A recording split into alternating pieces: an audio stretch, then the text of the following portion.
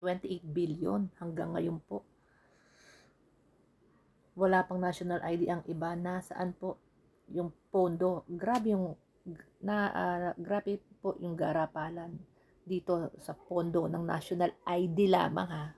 ID, national ID leche. Hanggang ngayon di ko pa nare-receive yung national ID ko.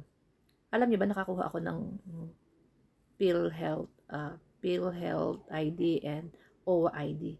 Saan? Sa eGov ni PBBM. Sa mga hindi pa po nakakapag-download ng eGov, abroad ka man or hindi ka abroad, naka-abroad, i-download nyo po yung eGov nyo, nandyan po yung PhilHealth ID ninyo at yung sa mga OFW, nandyan din po yung OWA ID ninyo. Ako dyan ko lang po siya kinuha. Nandyan po, automatic nagre-register siya. Doon po sa na merong national ID, pero wala siyang physical ID, sa eGov nyo rin po makukuha. Pwede rin kayo kumuha dyan sa Pag-ibig, tsaka sa SS. Grabe, no? Grabe ang swapang sa pera.